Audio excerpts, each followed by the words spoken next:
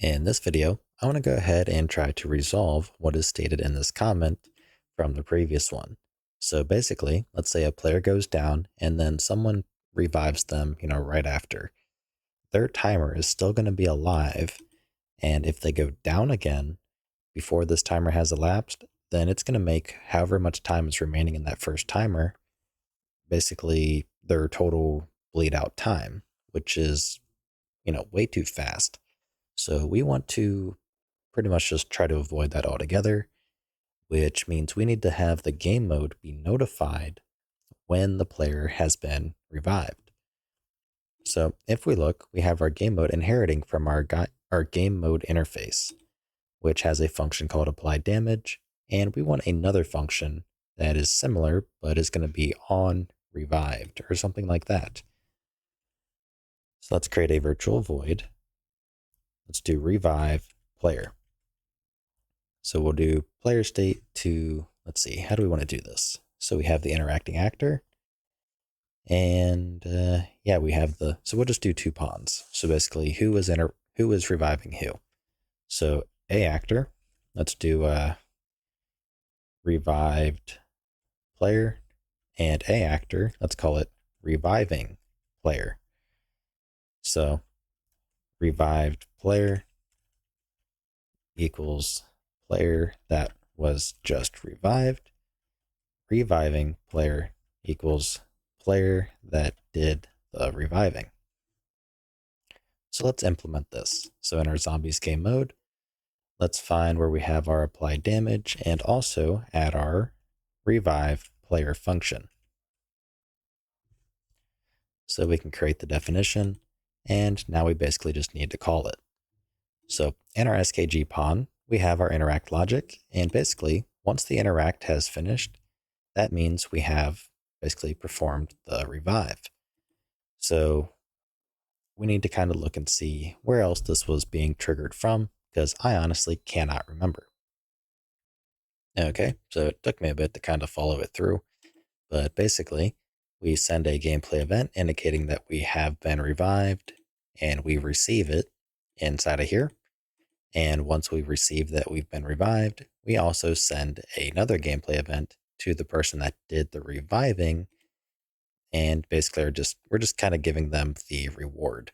So this area is kind of irrelevant, so we need to kind of move this over to the game mode basically entirely from here. So what we want to do is get the game mode. So game mode interface equals get game mode, or maybe it's from the world, get world. Yeah, get authoritative game mode. And actually, I think this is a template. Did function just get game? Yes, there is. So we don't need to do the casting or anything. It'll just do it for us. And from the game mode interface, we want to revive the player, with the revived player being this, and the reviving player being the interacting actor. So now we can take this here, go to our revived player, paste that in, and change the interacting actor right here to reviving player. Then the actor we're sending the gameplay event to, from this to revived player. And that'll basically tell us everything we need to do. So it should work basically the same way as it did before. The only difference being the logic is being handled inside the game mode for the revive. So that way it keeps it out of things like the pawn, which it really doesn't belong in the first place.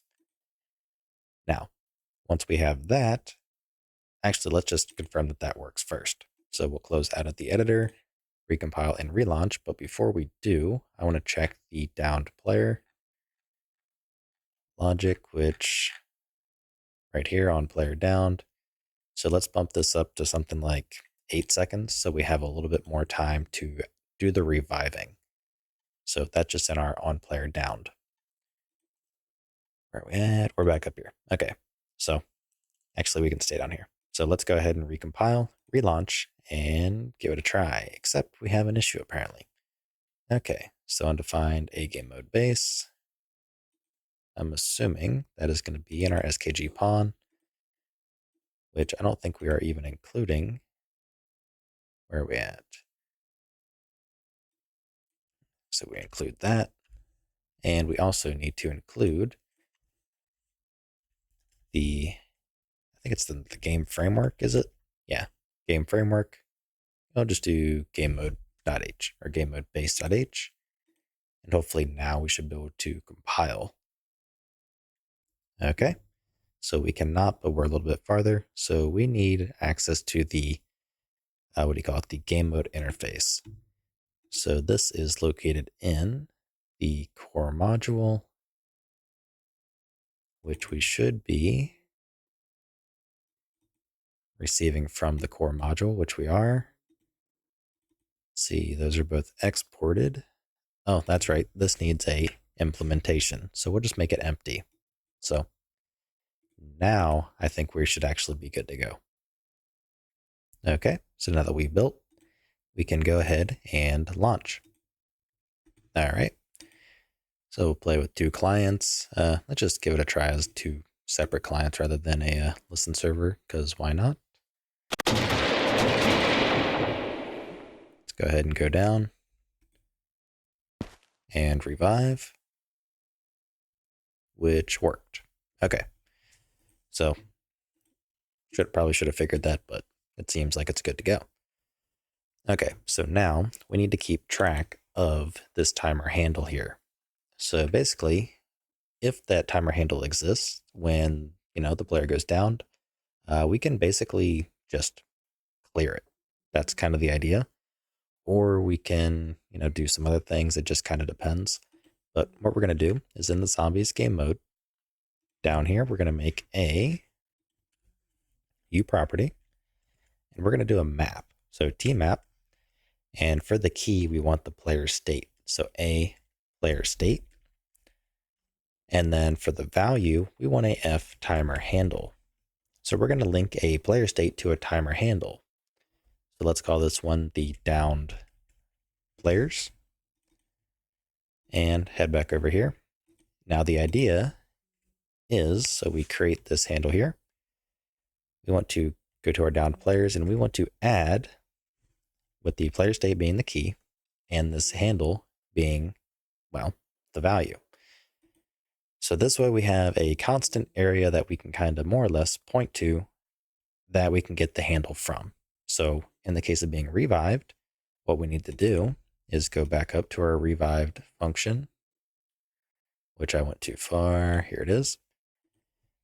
And the first thing we want to do is clear the handle. So we grab our downed players. We want to do a find. And what we want to find is from the revived player. If I can spell right. We want the player state. So actually we need to cast to a pawn to get the player state. So cast to a pawn from the revived player to grab